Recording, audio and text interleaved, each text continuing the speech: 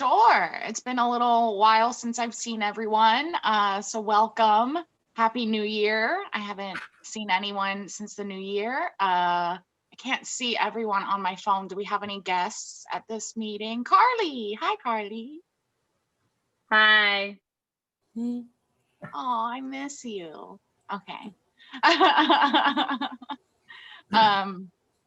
So let's get right into it. I'm sorry, I missed who our Toastmaster was this meeting. Rick. All right.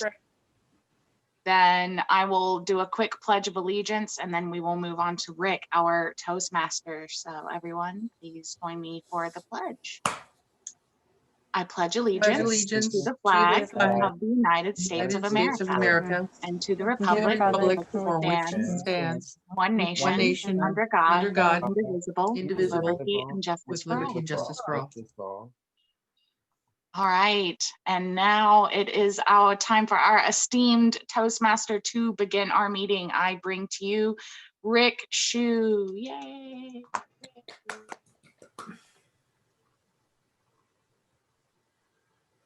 Thank you, Madam President.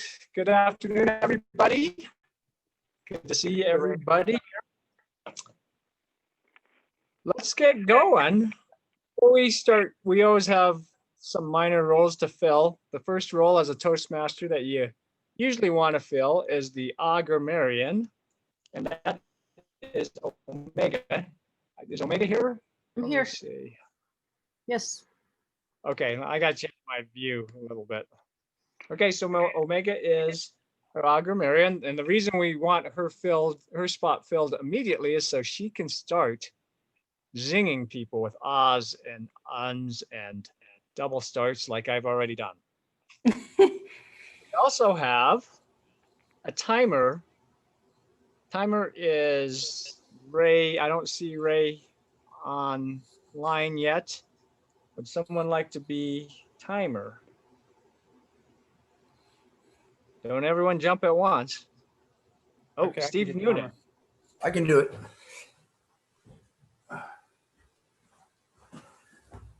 We also need an educational minute. Now, Christy is going on in hiatus. I think she might be in Turkey. We do need an educational minute. Who would like to talk about educating the club on something that is insightful for your Toastmastering? Neil Cobb? Can do. Okay, can you do it now or do you want to wait? I didn't give it any thought. I was prepared with the joke if somebody would like to swap. Well, let me ask someone else. Educational minute. Gina, Anne. Love Anne always has educational minutes. Anne, how about you? Sounds like I'm up, huh? No, I can get it, Neil. Nope. Anne's got it.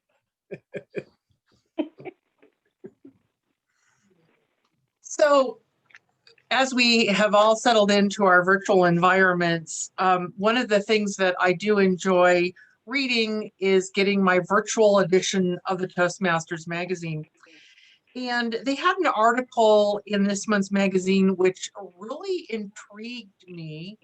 And and it may put a bug on somebody's ear or under their hat or whatever to do it the same thing. This lady went and visited 143 countries across the world in different Toastmaster meetings. And since we're virtual, that allows us to do those sorts of things. So I'm putting it out there as maybe one of us this year or two of us or three of us visit a club in another country virtually and come back and tell us how things are the same and how things are different in their Toastmasters meeting. Mr. Toastmaster. Wonderful idea. Thank you, Anne. That's cool. I'm not seeing anyone listed for positive mental attitude, but hey, we could use some positivity. Anyone want to share that or think about one? It's Carly. Was the Carly. positive? Yeah, that's me. Oh, is it? Okay. Yeah. Oh, Oh, that's what O means. Never mind. O equals opener pot. Okay, never mind. Carly, that's you. You're up. Yeah. So it's the new year and things have not gotten better. So it's hard to find positive, like just ways to be positive. But one thing that I've really held on to is finding the things in your life that you can control and focusing on those and not letting the things in the world in your life that you cannot control, not letting those move you into a tailspin.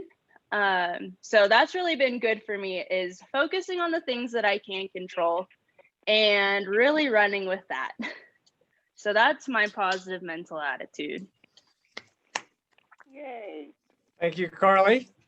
I'd have to also put in the silver lining that no, things are getting better. People are getting plenty of vaccinations, including my 89-year-old dad who's set to get his vaccination tomorrow. That's Very excited exciting. about that. That's very exciting. Joke master. Neil, you said you were working on a joke. You want to do it? Oh, sure. We can have fun with this. You know me, I love facts, especially if they're fun facts. And did you all know that women spend more time wondering what men are thinking than men actually spend time thinking? Oh, no. Wow. Yeah. And I was looking right at Oliver when I said, Neil. yeah. No, we don't give it a lot of thought unless we're asked. That's a All good right. We'll run with it. Thank you, Neil. Okay. We have a word of the day from Nicole Thompson Andrews. I don't know if you were able to see that, or I guess not see it, but have it translated. Did you know you were the word master? Oh, well, no, because it wasn't in the email. It was a PDF file, and I was trying to get somebody to put it in the email. I replied to your email, Nicole. Did you not get it? No. No, I'm sorry about that. That's my fault.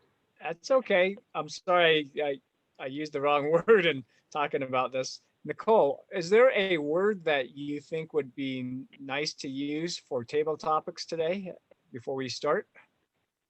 Well, I don't know if accessibility would fit, but there you go. That works. Okay. Our word of the day, accessibility. Accessibility. Thank you, Nicole. Yep. Which segues to our first major portion of the meeting, which is table topics, the impromptu section. And to launch us into this section of the meeting is our table topics master, our own Gina Decker. Please help me welcome Gina. Thank you, Mr. Toastmaster, fellow Toastmasters. It's a new year, and we thought things would get better. They are still turbulent. So I have some New Year's type table topics in the theme. The first topic is my New Year's resolution is, and this is a fill in the blank. My New Year's resolution is Neil.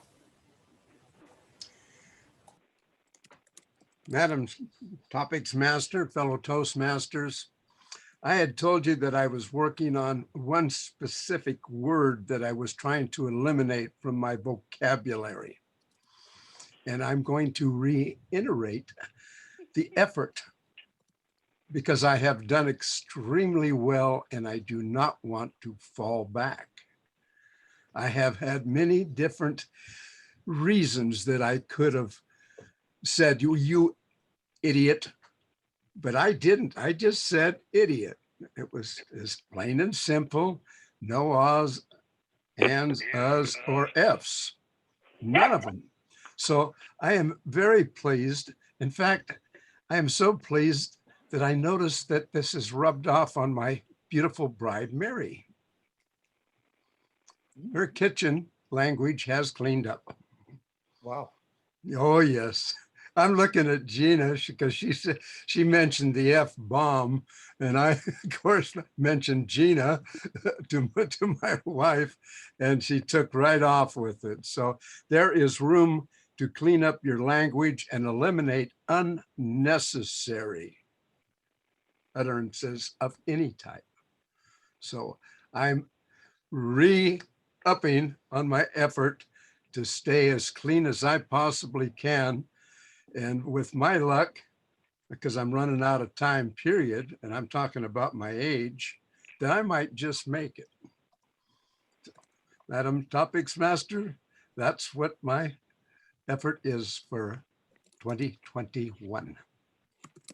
Very good. And I'm happy to report, Neil, that I am decreasing my use of the F-bomb around my 2-year-old.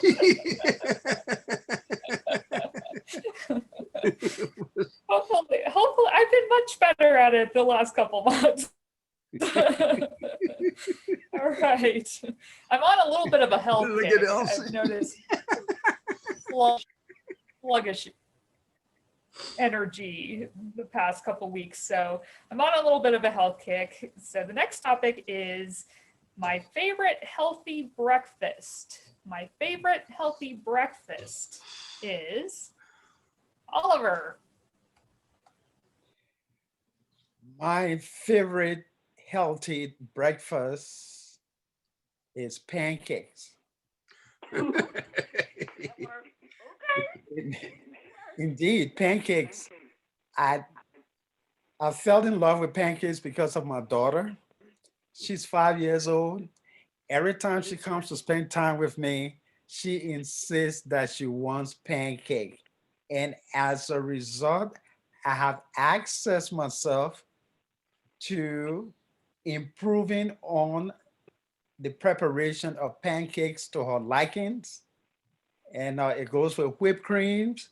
And we have had a good time with it. I just love that fact that pancake has now become one of my favorite breakfasts.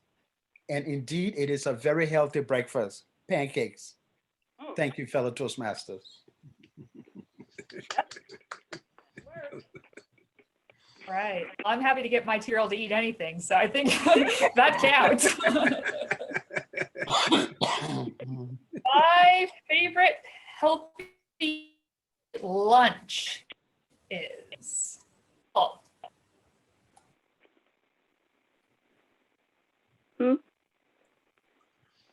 My favorite healthy lunch. Can you talk about that, Nicole?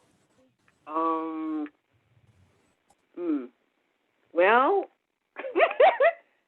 I can talk about lunch. I don't know if it's healthy or not. But I do like macaroni and cheese. I guess that could count. But since I don't eat pork, I can't do it with the bacon crumbled on top unless it was like turkey bacon. But then of course it wouldn't taste the same. But I do like macaroni and cheese, and if it has a nice amount of cheese, it's tasty. And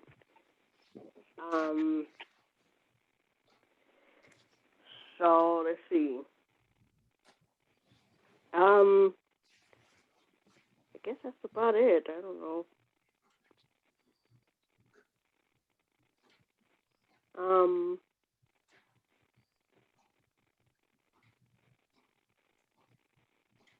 I don't know. I guess that's it. I don't know. You have the green light.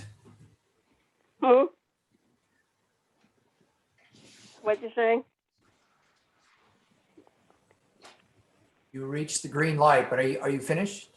Oh, yeah, I guess so.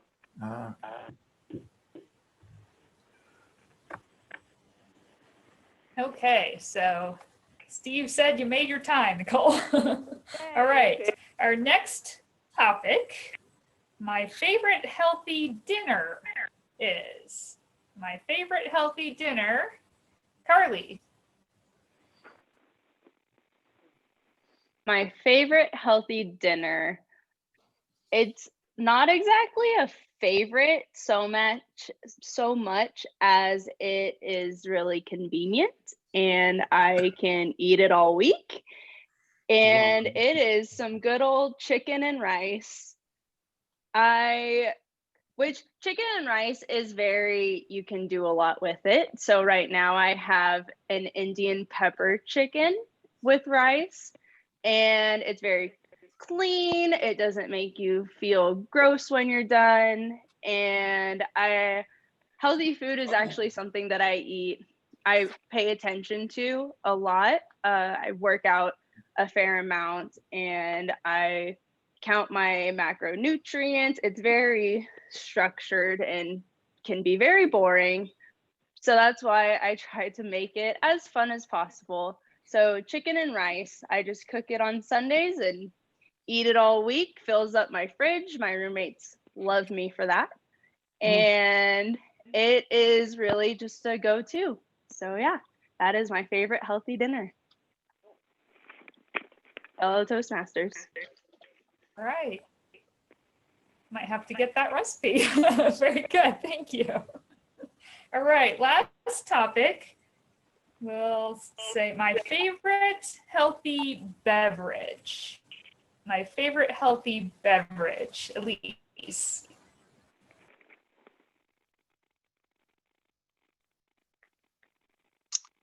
Thank you, Madam Topics Master. My favorite healthy beverage is a smoothie that I like to make regularly. I have one of those NutriBullets, and I used to work at Whole Foods. And when I worked at Whole Foods, I worked in the section that had the smoothies that you can walk up and order. And so I got very good at smoothie making, and I know all kinds of recipes and how the ingredients work together. And the one that I like to make at home, I definitely stole from working at Whole Foods. And you have frozen banana. You start with frozen banana. You use frozen fruit so that you don't have to use any ice, but so that it's still thick because the ice waters it down. So you use frozen banana, about 2/3 of a frozen banana, about a cup or so or as many blueberries as you need to fill up your container that you're using. A big heaping scoop of almond butter, just super delicious, and then top it all off with almond milk because that is a low sugar wet ingredient to blend it all together. A lot of smoothies at these shops are delicious, but it's because they're blending it up with apple juice, which is nothing but sugar, or orange juice, or they're putting in like all bananas and no berries, or lots of mango and pineapple, which is high sugar content fruits, as opposed to the low sugar content fruit like the blueberries. It adds a little protein and fat because of the nice, excuse me, scoop of almond butter in there. And then you're topping it off with a good, healthy, non-sugary liquid to blend it all together. And it's called the Nutty Monkey. And it is delicious. It's got a little nutty flavor. If you're looking for a sweet tooth, make it a little more indulgent. You can also put cocoa powder or chocolate syrup or some kind of chocolate in there to make it a chocolate Nutty Monkey. If you're feeling a little less healthy that day, or you've been good recently and want to treat yourself. It's very good. I recommend all of you try it very much. That is my favorite healthy drink. Thanks. So when can I come over? Sounds very good. Oh my. Timer. Steve Noonan, was everyone on time? Madam Topics Master, Oliver came up short about 6 seconds of qualifying, which I find hard to believe. Oliver likes to talk. Got it down early. So therefore, everyone else made time. Okay, and Nobody please used the word. send your votes to the vote counter. I'm not sure who the vote counter is.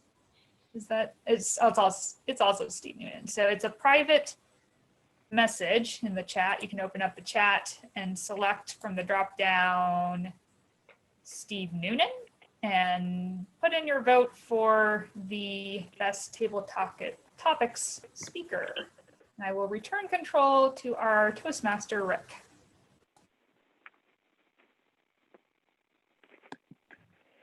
Thank you, Gina.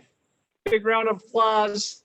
I know we shouldn't be applauding when we have mute, but big show of hands for Gina for excellent table topics. Now we are in the second major part of our meeting, which is the formal speeches.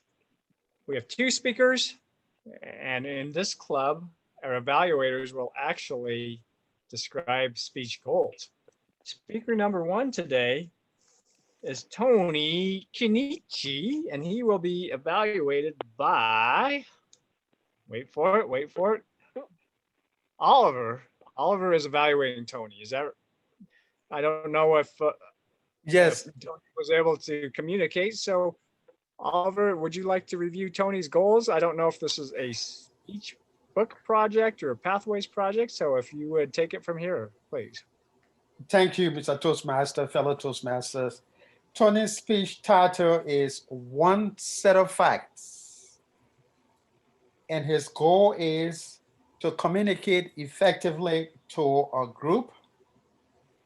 It could be informational, it could be humorous, but we are looking forward to Tony speaking to us today about changes in group dynamics. So again, the purpose of Tony's speech is to practice the skills of effectively communicating change to a group or organization. Tony, one set of facts. Thank you, Tony. Just for clarification before you get going, is this a pathways level 3? It is either a 3 or 4. I have now forgotten. Okay, make sure you input that in so you can get the credit for it, but it is an advanced speech is what it sounds like. And it is 5 to 7 minutes, Mr. 5 to Toastmaster. 7 minutes, perfect. Speaker number 1, our former president. Please help me welcome Tony Kenichi. One set of facts. One set of facts, Tony Kenichi.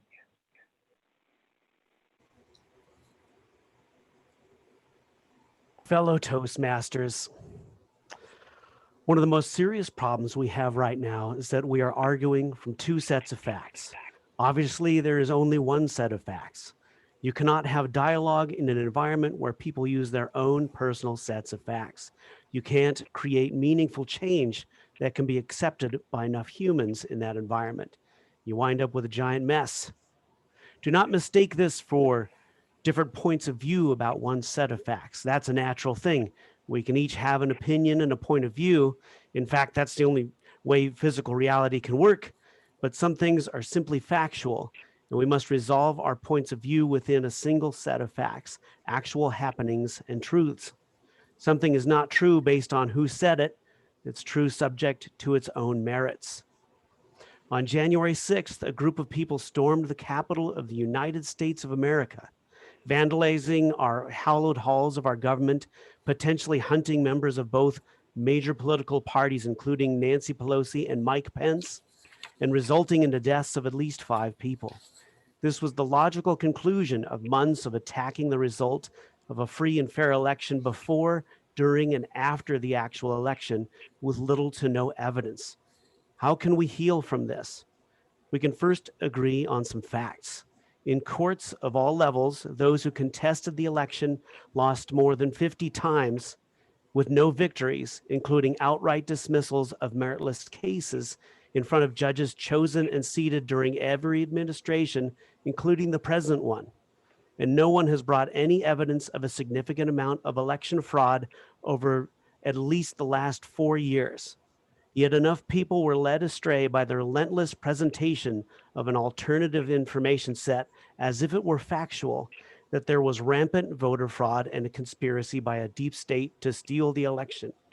Maybe at some point in the future, there'll be a left-wing attempt to subvert reality using propaganda over a period of decades and alter a free and fair election result. What are some basic actionable steps we can take right now to make sure we are making decisions based on facts? First actionable step. Are you watching the actual footage, or are you watching a piece of footage that is being interpreted for you by someone? This is a very common approach on YouTube and cable news and even mainstream media across the political spectrum. Try your best to view the actual footage of something, especially if it is something that your political opposite supposedly said. It's something you'll see commonly, that it's claimed that some politician or some other person made a statement and you can't believe they said that. So when you actually go and find the footage of the person actually doing the talking, you find out that something very different happened. So this is the best way to protect yourself against that, is go find the original footage and watch that to see what really happened. Another actionable step: does evidence confirming your point of view exist outside your comfortable information sources? Everybody has comfortable information sources, those places we go to hear people saying what we already believe. That hearing something makes you feel good is not evidence it's true, or that it will automatically make the world a better place. What are you doing to confirm the validity of the sources you're using? Does a celebrity doctor on TV have the same validity as your actual doctor? Is a Facebook post from a friend of a friend of a friend who posted an article from vaxtruth.com as trustworthy as the Centers for Disease Control? This is probably the hardest thing to do, because a lot of work has been done to teach us to distrust information from sources that are labeled as politically different from us. Another actionable step, and this is a really easy one, is the name swapping test. You can do this in fair housing. That's actually where I got this technique. If you make a statement about how a group of people behaves, you substitute another group's name to see if that's really something that makes sense, or are you actually being racist or otherwise biased. So here in the name swapping test, what you do is replace the name of the doer of an action or the maker of a statement with someone you feel the opposite about. Great example: if Obama did it or said it instead of Donald Trump, would it still be right or wrong? So if it would be wrong based on who said it, then there's something wrong with how you're responding to the information, not necessarily with the information itself. Actionable step again: which of two choices entails less risk if you turn out to be wrong? For example, if you're told by medical professionals that wearing a mask might make you and others safer, what is the harm in wearing a mask if that turns out not to be true? Now reverse this and compare the potential result. If you are wrong that not wearing a mask is harmless, then potentially there's a great deal of suffering and possibly death that could easily have been averted.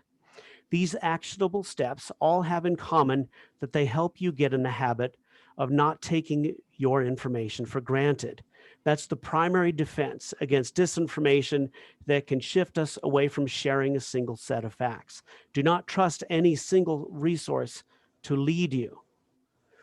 Get a variety of resources and test them against each other. These are small changes to our behavior to just try out and see whether the world looks any different. And then maybe we can all get back on the same page and we can rescue this country from a battle over our minds. Fellow Toastmasters.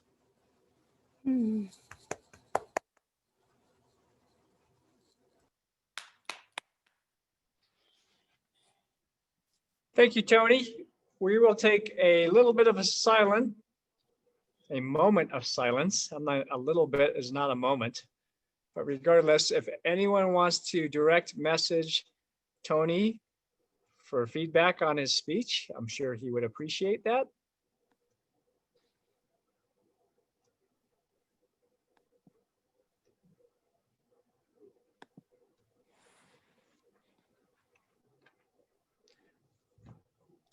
Speaker number 2 is our newest shining star, who has even stepped up to become a leader, Teresa Holbrook. Evaluating Teresa today will be Anne Cates, but she says on her screen it says Courage Rock. I don't know what that means, but I think it means something good. And as the evaluator for Teresa, would you like to go through her speech goals? So Teresa's going to be speaking, it's a pathways, the second speech.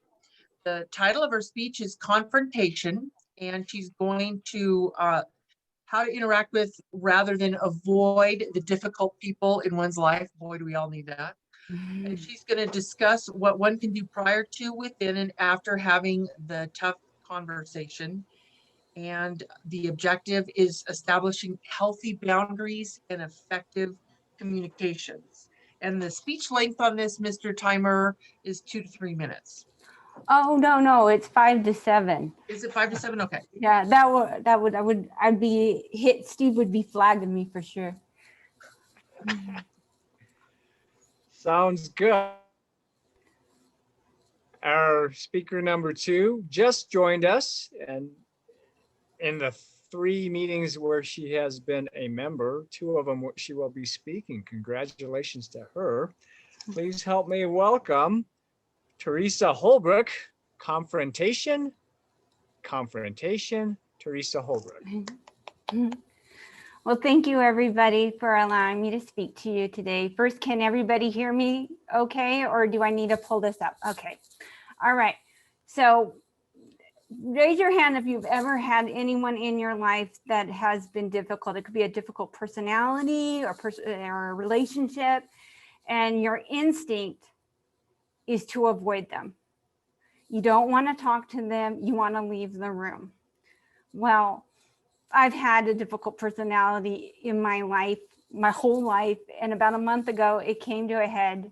So I decided that I was going to figure out how to be able to interact with this individual or this type of personality. And I'm going to share it with you guys.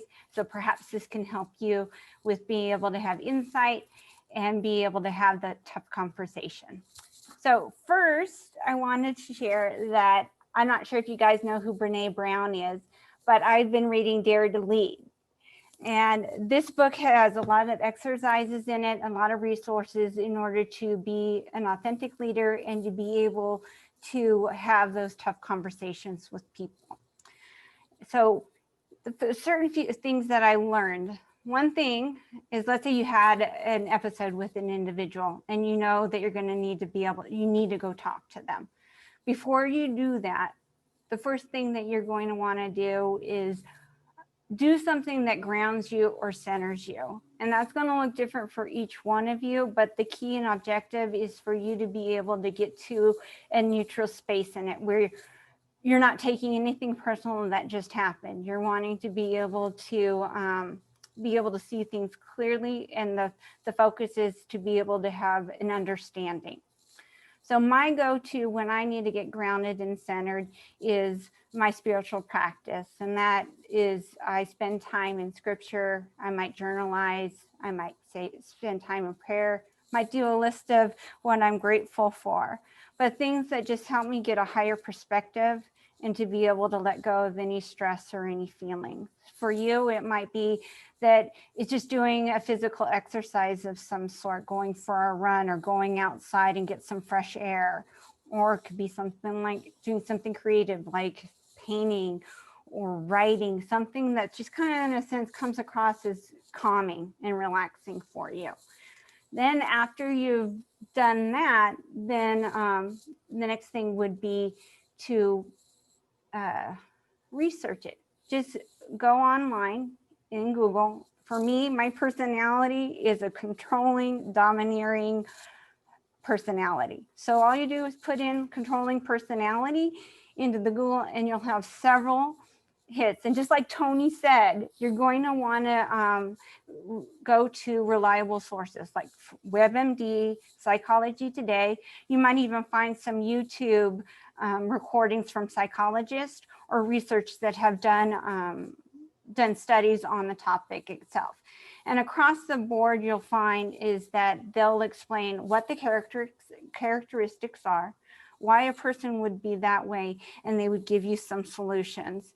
And usually you'll find with the personality and when you're doing your search, it's going to be fairly consistent, the characteristics, why an individual will be that way, and the solutions. For me, if you guys don't know what a controlling personality is, they have a tendency to dominate conversations They're very opinionated. They can be authoritative. They do not respect boundaries. And they have a tendency to speak before they think. So it's you easily are offended by this particular personality. The why of why an individual that is controlling across the board is they have trust issues. It could be something that's going on in their personal life outside of you that's playing out with your interaction with them, or it could be something that happened in their childhood, a trauma of some sort that they never addressed that's still manifesting in the present tense. So those are some things that I found, and with that gave me kind of a heart of compassion, if you will. It wasn't me, judging the individual, just kind of going, oh, okay, this kind of makes sense why they make the choices that they do and speak the way that they do. So once you've gotten yourself grounded, once you've done your research, then schedule your conversation with the individual. You're going to want to do, schedule the conversation within maybe 48 hours since your last situation with them, because the more you drag it out, the more it can manifest inside yourself, where you can work yourself up to seeing it bigger than it is.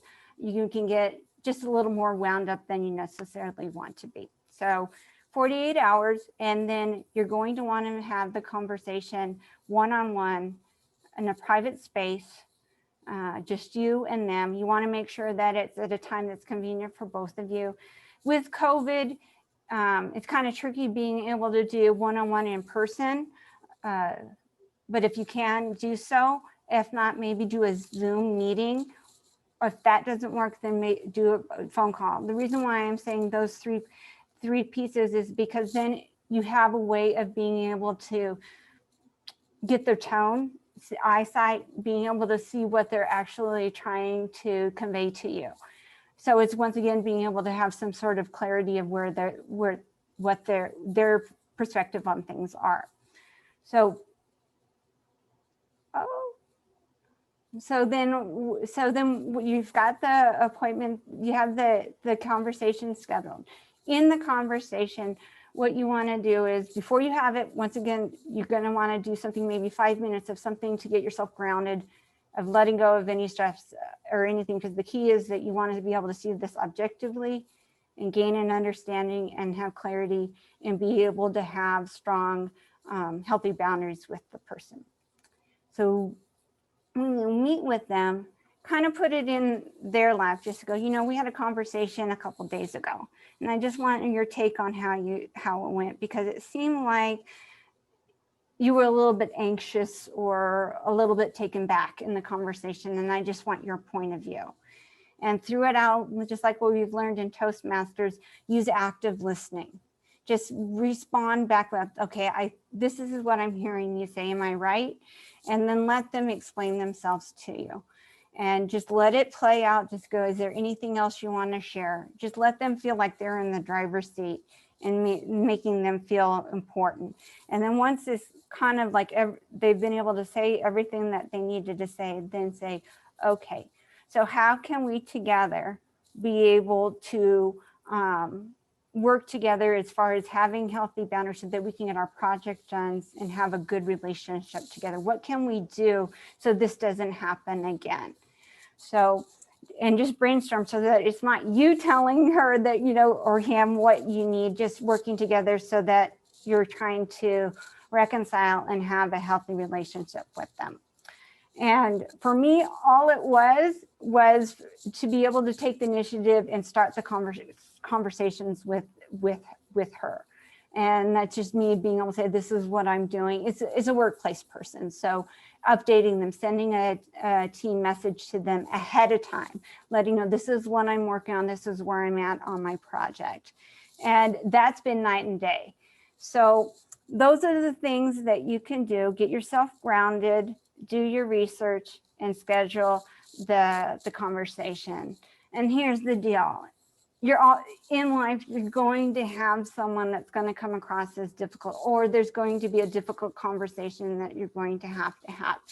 And if you want to be a healthy leader, you're going to have to learn how to confront rather than avoid. There's a lot of managers out there that have a tendency to not want to address issues, but as a leader, you're called to rise above and to be able to address those confrontations. So thank you very much. Oh my goodness, I got off time. Thank you. Bye.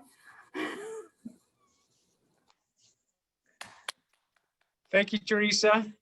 Let's have a moment of silence so people can send private messages to Teresa, give her feedback on only her second speech.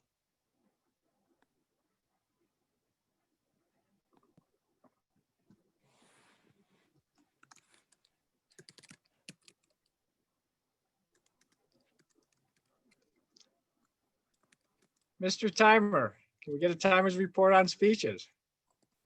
Mr. Toastmaster, we had 2 speeches today. The first one, Tony's, he went 6 minutes and 17 seconds. Tony qualifies. Our second speaker, Teresa, wonderful speech. She went a little bit over at 9 minutes and 2 seconds. She was having a good time with that.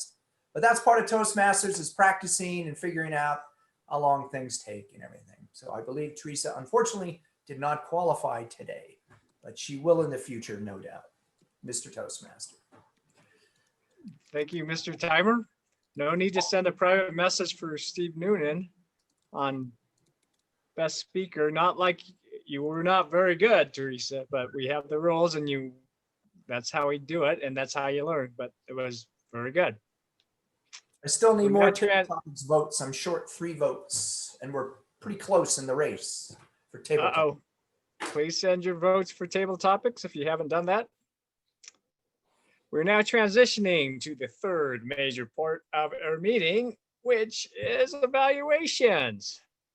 Evaluations where yet there are additional opportunities for a mini speech. And to get us started with that is our general evaluator for the day, also a former president, and what will you call it? What DTM in training? DTM to be? Hopefully soon to be DTM. Please help me welcome Steve Noonan. Thank you, Mr. Toastmaster. As the general evaluator, I'll run the evaluation portion of the meeting. Just as a quick recap of the timing for evaluations, you're going to qualify at 2 minutes. That's when you get the green light. At 2 minutes and 30 seconds, you will get the yellow light. At 3 minutes, you'll get the red light, and then you have 30 seconds to wrap it up. Today, we have a couple of experienced evaluators. I'm sure they know the timing, and they're all very good at putting together good evaluations within the time allotted. Our first evaluator today will be Oliver evaluating Tony. Oliver, take it away. Thank you, Mr. General Evaluator, fellow Toastmasters. Tony, wow, what a speech. Your speech was very contemporary. It connected with the audience because it had to do with changes in our lives as it relates to the current political environment. I was very pleased with the fact that you gave us 2 versions of facts. Though the title of your speech was one set of facts, but you made your audience to understand that part of the problem has to do with the alternative version that people get to believe. You excel at the measures or action steps that need to be taken in terms of how to effect the changes. You provided your audience with ample information. It was loaded. So we were thrilled with that. And we could connect to that because it had to do with our contemporary society. I like the fact, Tony, that there were occasional use of your hands, your gestures, especially so when you talk about the max, the use of max, as another action step. I was also thrilled by the fluidity of your speech. And what I meant by that is it was almost like you were spontaneously reacting to something. You kept going and going. But more than anything else, the contemporary nature of the speech is what captured your audience. Here are some things that could help in the future, Tony. You may want to work a little bit on balancing your presentation in terms of avoiding the appearance of being empathetic to one set of facts versus the other, or to avoid that appearance of being perceived as biased towards one, even though what you are giving us is a scientific solution. And challenge yourself to work on vocal variety, as in terms of your tone, pitch, high, low, medium. With that, I would say, well done, Tony, fellow Toastmasters.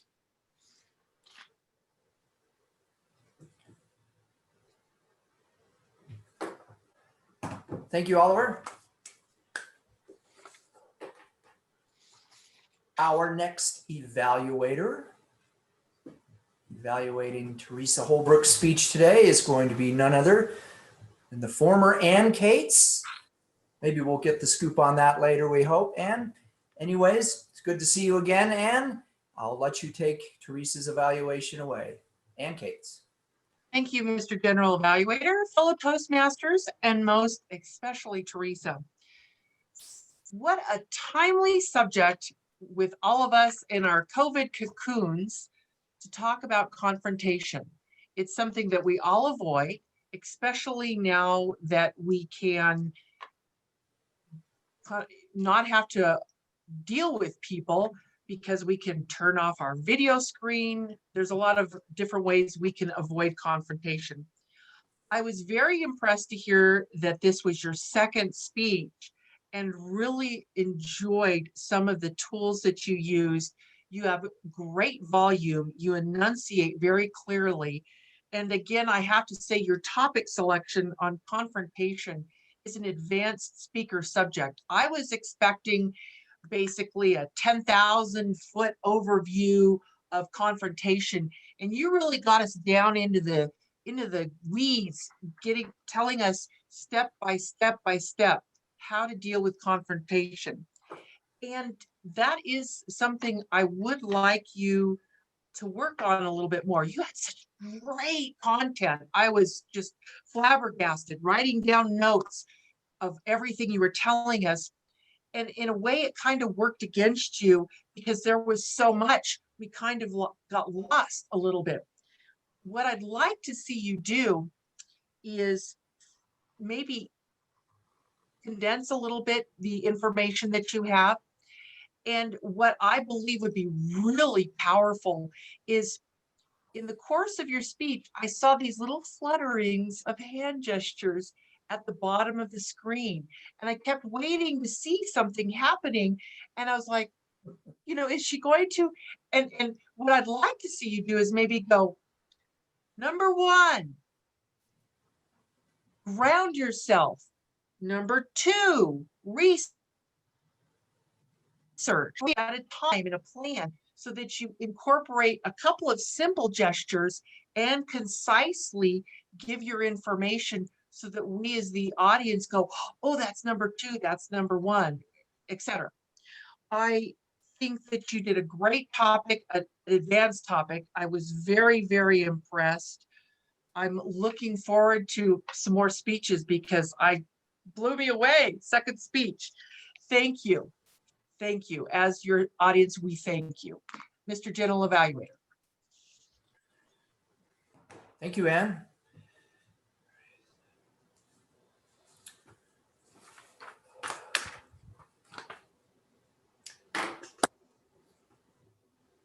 As expected, both of our evaluators made time. Oliver was 2 minutes, 50 seconds, and you were 2 minutes and 37 seconds. That means you both qualify. That implies everybody can vote for who you thought did the best evaluation and send that off in a private chat to myself so I may tally the votes. In the meantime, as the general evaluator, I get to evaluate the meeting.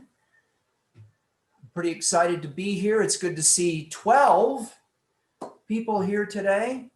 It's good to have a full house, so to speak. It's nice to have everybody show up and do their jobs. Table topics today. I like those topics. One thing I'd like to discuss briefly was the amount of time people spent on table topics. We had Neil at 1:44, Oliver at 55 seconds, Nicole at a minute, Carly at 1:09, and Elise went 2:09. I believe we actually have 2 minutes and 30 seconds to talk. One thing I try and do, and it's just my own soapbox here, but you know, we all come to these meetings to practice speaking. So if you're going to be given a topic to speak, and I know we all get tongue-tied and go, oh, what kind of topic is that? How am I supposed to speak of that silly subject? Try and extend it as far as you can, or try and at least get into the red zone, and that way you'll get ample practice. A couple of wonderful speeches today. Tony, I thought your speech was great personally, because I often think of that there's just too much information in the world and the facts are all garbled. You know, it's like, well, this guy said that and she said that, which is true. Too many facts, which is the correct fact. So in a way, I feel relieved I'm not the only one thinking about this sort of thing.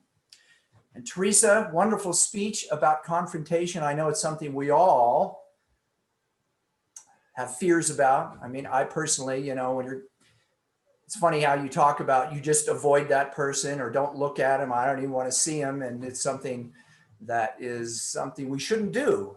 And I think you hit the nail on the head is I think if you go to these people and just meet the situation head on, it's kind of like doing a scary speech in Toastmasters. When you're done with it, you go, oh, that wasn't that bad. So in a way, that was sort of an interesting study you had. So I really enjoyed that speech. Evaluations, great evaluations. Everybody pushed them out. Great. You know, you got to give the pluses and the minuses. You just can't take great speakers like we had today and then just say, wow, it was a great speech. Good. See you next time. You have to find something to be able to let them go home with something they can work on next time. So thank you everybody for doing that. Other than that, I thought the meeting ran well. We started just about on time. I still think our allotted time to start is 12:10. Sometimes I think everybody thinks 12:15, but as the club, we voted to go to 12:10. So try not to forget that. And with that being said, that concludes what I have to say about the meeting as well as the evaluations. Therefore, I shall turn over control of the meeting back to our esteemed Toastmaster, Mr. Rick Shue. Thank you, Stephen. Big round of hands, show of hands, big round of applause for Steve for his work. Excellent speeches. We're now winding up. We need a report from our agrarian, Omega. Thank you, Mr. Is Omega Toastmaster. here? I'm Oh, here. there's- Can you see me? Okay, done. Everybody seemed to have done very, very well this meeting. The only person I think used the word was Oliver, but he used a different form of accessibility. I don't recall what it was, but it was there. I'll just go down my list. Anne was very clean. I counted very few, like kind of 3 ums and 1 so. Carly, I got 3 ums and 3 so's. Neil, I didn't hear anything. You're pretty clean. Gina, I only heard 1 so. You were connecting your sentences with so. Oliver said twice, and he had 1 you know. Nicole, I counted 4 ums. I noticed that you say when you're trying to think, which is what we always do. And if you can take advice from our wonderful Neil Cobb and just try to stay silent instead of saying the ums, that's something we all need to work on, obviously. And Elise, I noticed you had a habit of connecting all of your sentences with and so. So if that's something you can look for. Rick, I didn't find anything. same thing with Mr. Noonan. And Tony Chinichi, you were pretty much of a superstar as well. Teresa, you had 7, 8 ums, and I only counted 3 so's. Overall, you were pretty good. And for your second speech in a Toastmasters Club, I think that's actually very excellent. So good job, keep it up. And that, Mr. Toastmaster, is my grammarian report. Thank you, Omega. We are now ready to present the awards. Everybody with bated breath on this? Ooh, that's right.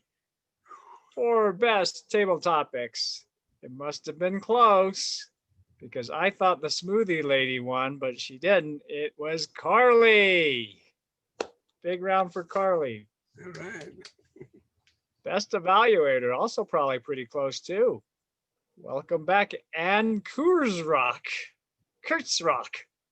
That's probably the German pronunciation, right? And speaker, Tony Kenichi, our voice of reason. Thank you very much. That concludes my portion as Toastmaster. I am proud to have served as your Toastmaster. I do want one quick story though. Neil did a speech probably in October about not saying F-bombs, and it inspired me to try to go 30 days without saying the F-bomb. I failed dramatically all the way through New Year's. My New Year's resolution is to go 30 days without it, and I am on day 14 for now, but we will see. I don't know if I'll be able to make it. But thank you, Neil, because that is a very inspiring message to try to get everybody to be a little bit more cordial in their speech. I would like I will to now say return this something. to our president, Oh. Elise Trewick. All right. Thank you very much, everybody. Wonderful meeting today. It's been great to see all of your faces for a little bit of time here. Neil, were you going to have a response to Rick? No, I just wanted to make a comment.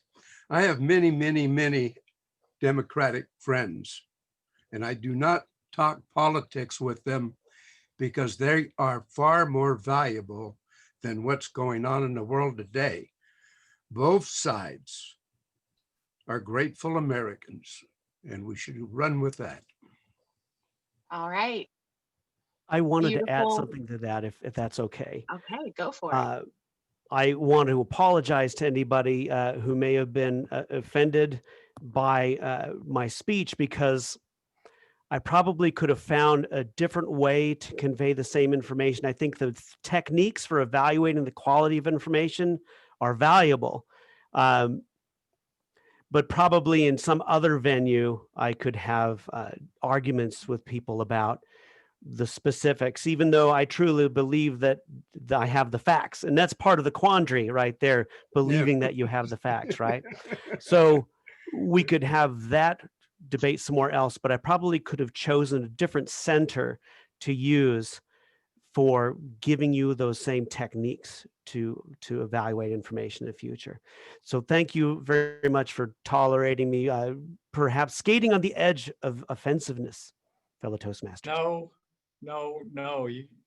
I think you did absolutely great, not, Tony, but I absolutely, as you know, disagree with you on facts on a lot of stuff, but I thought it was the diplomacy was well done. It was good. It was a good presentation. So, Well, again, if I can reinforce my feedback, there is the atmosphere of sensitivity. So to a certain extent, is the narrative, the presentation or the technique that matters.